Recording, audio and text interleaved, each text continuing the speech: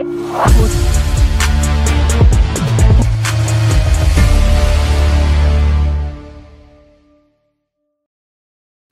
guys, and welcome to the Myo Coach channel. My name's Troy, and I'm the founder of the Myo Coach. I'd like to give you all a warm welcome, as this will be my first video to air out on my channel, so I thought there's no better time to give you a little bit of an introduction into me, so you guys can know a little bit about the man behind the brand. Know where I've come from, know where I'm at today, and know all the bits in the middle, from my education, to what got me into the fitness world, to my sporting background, to my current pursuit in bodybuilding, online coaching and personal training. So I hope some of the content along the way is going to help you guys, as it won't all be driven towards clients. Some of the content will be educational, there'll be some fun videos in there including days in the life, training videos. We'll also be bringing some guys in along the route as well. There's going to be cooking videos showing you guys everything from my preparation as a bodybuilder, how I prep my food, but also how you lifestyle clients as well. All guys in the off season can flavour your foods and make your foods look something similar to what normal people, and I put normal in quote marks, eat on a day-to-day basis. Things like shepherd's pies, bologneses, curries, the stuff that people put in quotes bad food.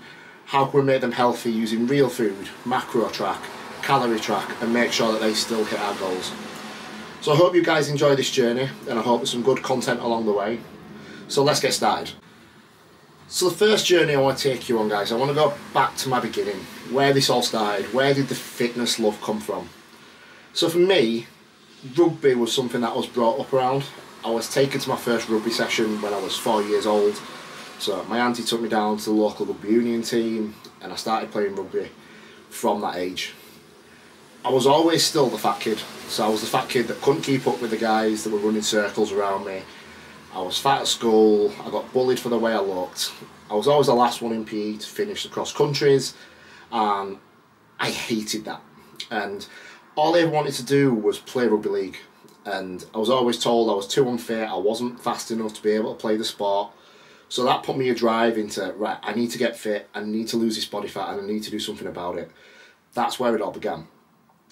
So for me, I went out online, started researching, reading forums. Back then, we're talking 18 years ago, there was nothing on the forums or educators out there telling us the simple things that we needed to know. Calorie deficits. I scratched my head numerous times trying to think, how are people losing weight and getting in shape for certain things? And I just couldn't figure it out. All I kept reading was keto diet this, Atkins diet that, and that led me down the route of keto diets, juice diets, Slimming World. Trust me, I've tried them all along the way, and I've had some success, because obviously they are all aimed around controlling calories from some extent. Keto, getting rid of carbohydrates out of your diet, so you do create a calorie deficit, as long as you're not binge eating on a load of fat in the process, because obviously we know fat's the highest calorie content food. So I got fit, I got healthy, and I started playing rugby league, and that's where my whole sporting background then began from that point. So as soon as my rugby league career started, I moved to the Shawcross Sharks, so still playing amateur rugby league at this point. And while there, I got offered a scholarship with the Castleford Tigers. So playing the Castleford Tigers, we went and played against other scholarship teams from other professional clubs.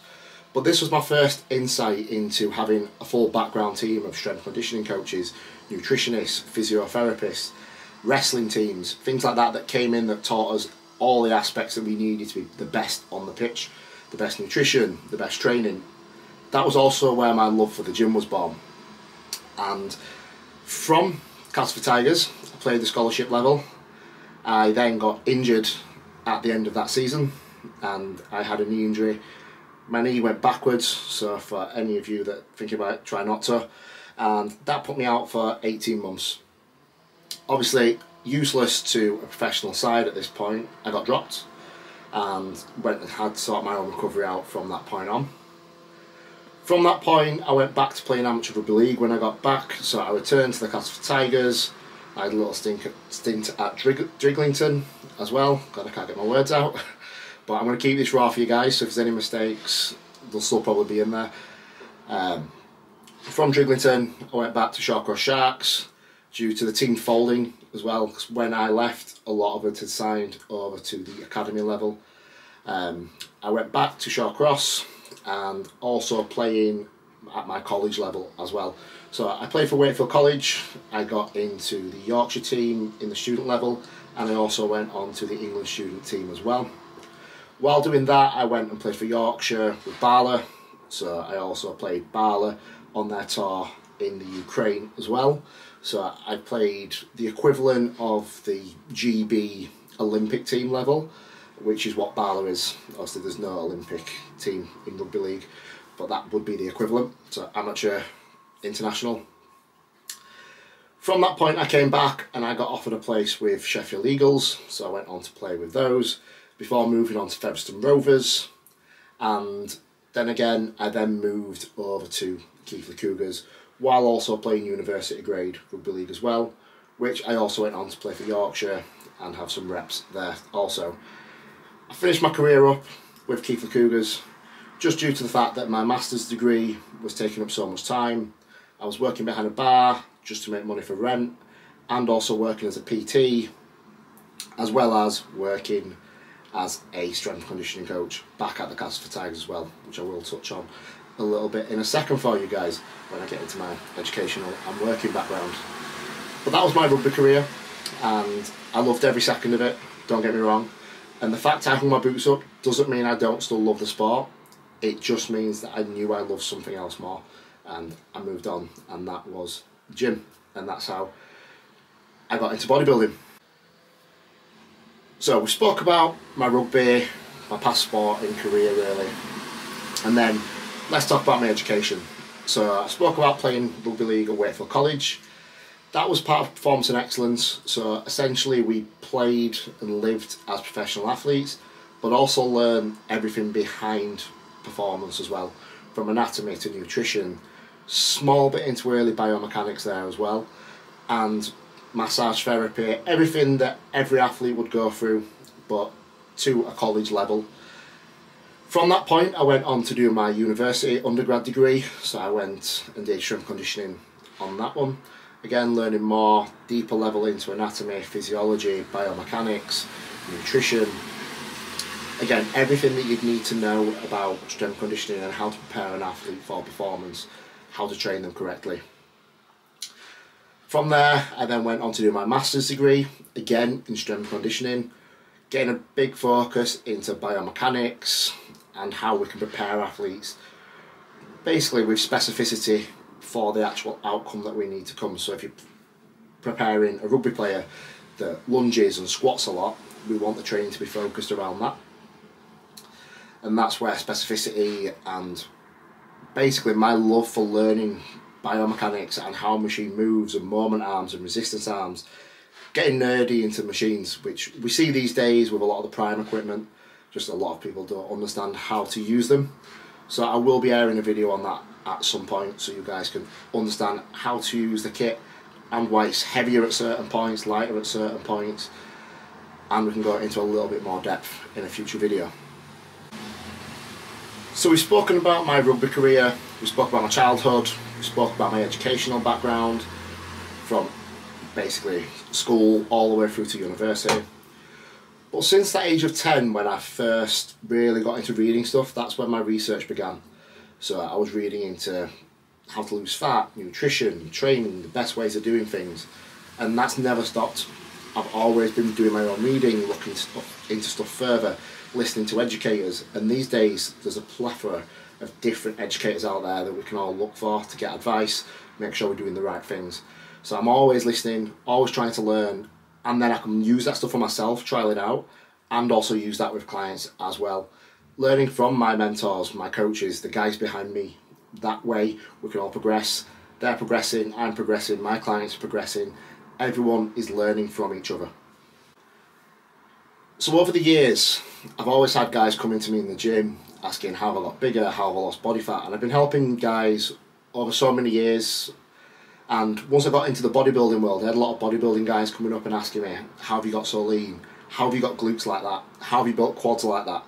And I've been giving out advice, helping guys get ready for shows. But obviously, as a transformation specialist that I was, working with Gen Pop clients in this specific company, I wasn't allowed to work with these guys. So I'd do it free of charge, just working as an extra little hobby, just giving guys little bits of advice, do this, do that, do this diet, do this training, everything that a coach would do without charging for it. So what I wanted to do when I created the Myo Coach was I wanted to combine an ability to have clients from both bodybuilding lifestyles, bikini lifestyles, and also lifestyle clients as well. So I want to be covering everybody. So obviously there's going to be a big focus on, I want guys to be competing, I want guys to get into optimal shape to do photo shoots. But I also know that that's not everybody. So I will be catering for those guys that just want to get ready for a wedding, a holiday, or just want to look good day in, day out so they can go and work and be confident in how they look and present. Because obviously, as we know, your image is also a big selling factor of you. So how you look is going to dictate how you live your lifestyle. So the last thing I really want to touch on is my bodybuilding career, where that all started. And it actually started earlier than I ever thought it did. So I was always playing rugby, but I was always into the gym. So I'd always go and train, and I'd join my best friend who at the time was trying to be a bodybuilder, building up from a young age. So it was all, we were talking, we were 13, we were hitting the local gym, and he wanted to be a bodybuilder, I wanted to be a professional rugby player, and he was going on that pursuit. And we trained together, we trained with different bodybuilders.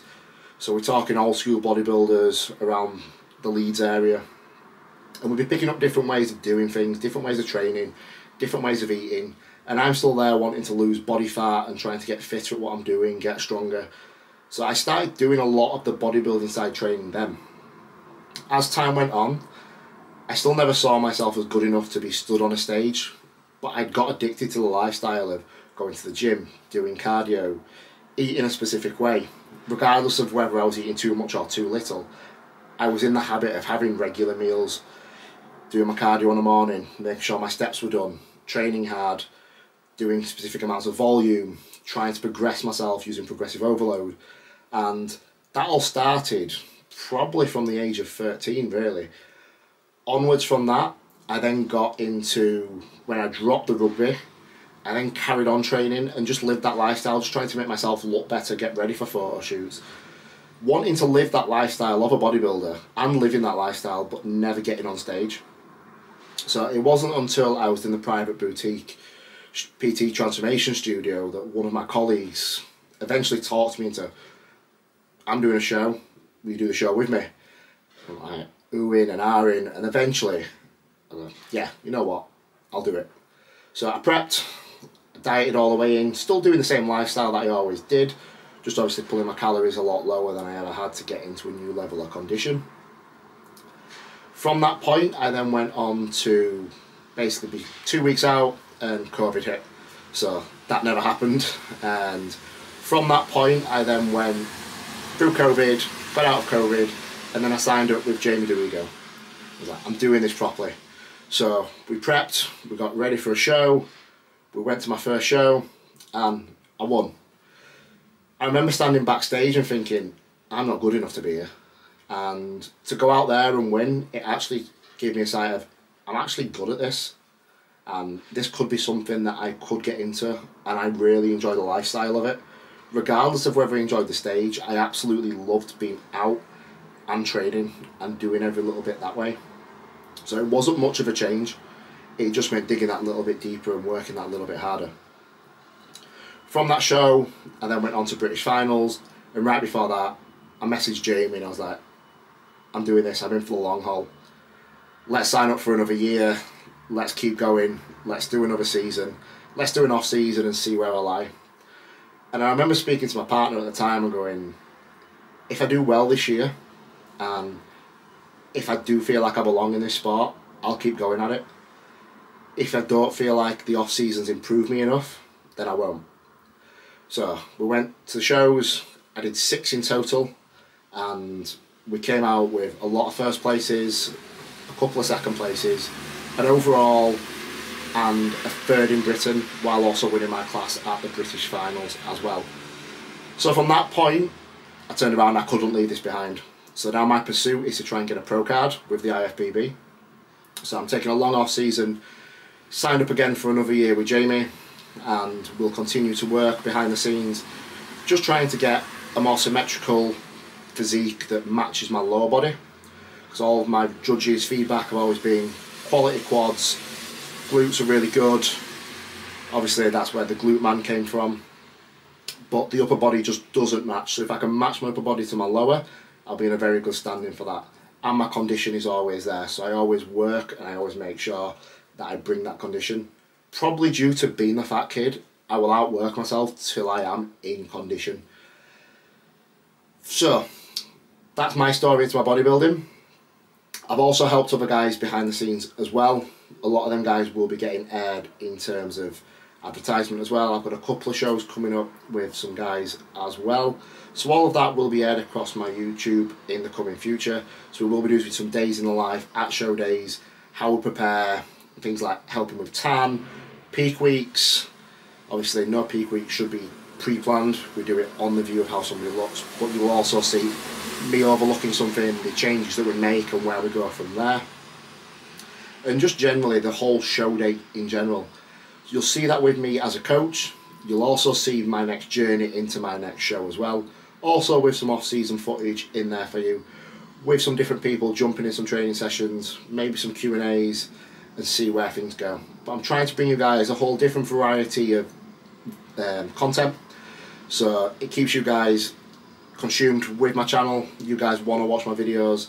I know this was a little bit boring with me sat here just talking, but I promise you guys there is going to be some in-gym footage, there's going to be some cooking footage, and there will probably be some bloopers because I know I'm going to drop something. There'll be some pan on the floor somewhere, and hopefully some good training footage of some heavy weight being lifted, but obviously some good muscle being stimulated in the same time, and some tears, a lot of grunts, but we'll see where this channel will take us.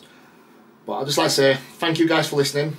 I hope some of this content is valuable for you, and obviously some of the educational stuff might be a little bit boring, but I will try and educate it in a way that you understand it. So trying to make it in layman's terms. Like I've always said, if you can't explain it in layman's terms, you don't understand it. So thank you guys for listening. I will see you all guys very shortly with my next video, and take it easy.